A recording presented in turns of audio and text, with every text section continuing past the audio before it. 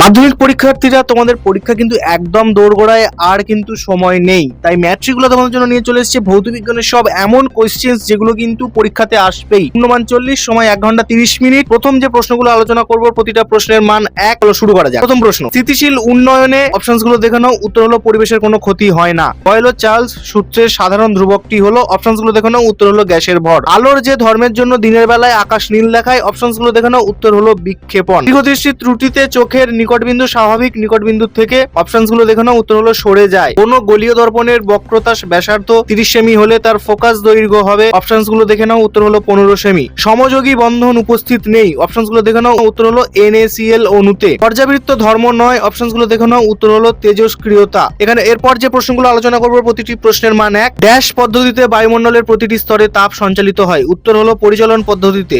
অথবা রেডিও তরঙ্গের সাহায্যে যোগাযোগ কোন বায়ুস্তরকে কাজে লাগানো হয়। উত্তরটি ভালোভাবে দেখে নাও। ওজোন স্তর ধ্বংসের একটি প্রাকৃতিক কারণ লেখো। উত্তরটি কিন্তু ভালোভাবে দেখে নাও। শুষ্ক বায়ু অপেক্ষা আর্দ্র বায়ু ভারী। সত্য না মিথ্যা? উত্তর হলো মিথ্যা। চার্লসের সূত্র অনুসারে কত ডিগ্রি সেন্টিগ্রেড উষ্ণতায় গ্যাসের আয়তন 0 হয়? উত্তরটি কিন্তু ভালো করে দেখে নাও। অথবা STP তে কোন গ্যাসের মোলার আয়তন কত? উত্তরটি কিন্তু ভালোভাবে দেখে নাও। কোন প্রকার দর্পণে বস্তুর প্রতিবিম্ব সর্বদা খর্বাকর ও অসৎ হয়? উত্তরটি ভালোভাবে দেখে নাও। আলোক তরঙ্গ কি রূপ তরঙ্গ? উত্তরটি কিন্তু দেখে নাও। অথবা বর্ণের জন্য উত্তল লেন্সের ফোকাস দৈর্ঘ্য সর্বাধিক হয়। শূন্যস্থান পূরণ করো। উত্তরটি কিন্তু ভালোভাবে দেখে নাও। কোন মৌলের আয়নন বিভব শক্তি সবচেয়ে বেশি? উত্তরটি কিন্তু দেখে নাও। সমযোগী দ্বিবন্ধন আছে এমন একটি মৌলিক অণুর গঠন লেখো। খুব ইম্পর্টেন্ট, উত্তরটা কিন্তু দেখে নাও। আগ্রা ফোর্টের দেয়ালে পুরো তাজমহল দেখার জন্য কি ধরনের দর্পণ লাগানো আছে? উত্তরটি কিন্তু ভালোভাবে দেখে নাও। পরবর্তীতে যে প্রশ্নগুলো আমরা আলোচনা করব প্রতিটা প্রশ্নের মান 2। নক্ষত্ররা ঝিকিমিকি করে কেন? উত্তরটি কিন্তু ভালোভাবে দেখে নাও। অথবা ভিউ ফাইন্ডার হিসেবে উত্তল দর্পণকে ব্যবহার করা হয় কেন?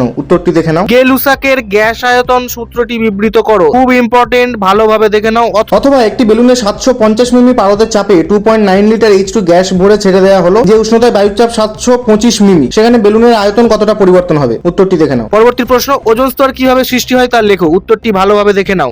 আধুনিক পর্যায় সূত্রটি বিবৃতি করো। উত্তরটি ভালোভাবে দেখে নাও। লুইস ডট চিত্র বলতে কি বোঝো? খুব ইম্পর্টেন্ট, ভালোভাবে দেখো। সমযোগ্যতা বলতে কি বোঝো? এটাও কিন্তু খুব ইম্পর্টেন্ট, ভালোভাবে দেখো। প্রাত্যহিক জীবনে ব্যবহৃত হয় এরূপ একটি সমযোজী ও একটি তড়িৎযোজী যৌগের আণবিক সংকেত সহ নাম লেখো। উত্তরটি দেখে নাও। পরবর্তীতে যে প্রশ্নগুলো আমরা আলোচনা করব প্রতিটা প্রশ্নের মান হলো 3। প্রথম প্রশ্ন হচ্ছে আলোর প্রতিসরণ কাকে বলে? আলোর প্রতিসরণের সূত্রগুলি বিবৃত করো। অথবা অবতল দর্পণের সাহায্যে কিভাবে অসৎ প্রতিবিম্ব পাওয়া যায় রেখচিত্রের সাহায্যে এঁকে বোঝাও। উত্তরটি ভালোভাবে দেখে নাও। পরবর্তী প্রশ্ন, সূর্যোদয়ের কিছু পূর্বে বা সূর্যাস্তের কিছু পরেও আমরা সূর্যকে দেখতে পাই কেন? খুব ইম্পর্টেন্ট পরীক্ষার জন্য। উত্তরটি ভালোভাবে দেখে নাও। পরবর্তী প্রশ্ন হচ্ছে মেন্ডেলিফের পর্যায় সারণী 3টি ত্রুটি লেখো। উত্তরটি ভালোভাবে দেখে নাও। এই ধরনের আরো গুরুত্বপূর্ণ প্রশ্ন পেতে গেলে আমাদের চ্যানেলটিকে সাবস্ক্রাইব করো, শেয়ার করো, লাইক করো এবং পুরো পিডিএফটা যদি পেতে চাও, পরীক্ষায় ভালো নাম্বার পেতে গেলে আমাদের ম্যাট্রিকুলা অ্যাপটা ডাউনলোড করো, যেখানে তোমরা পুরো পিডিএফটা কিন্তু পেয়ে যাবে।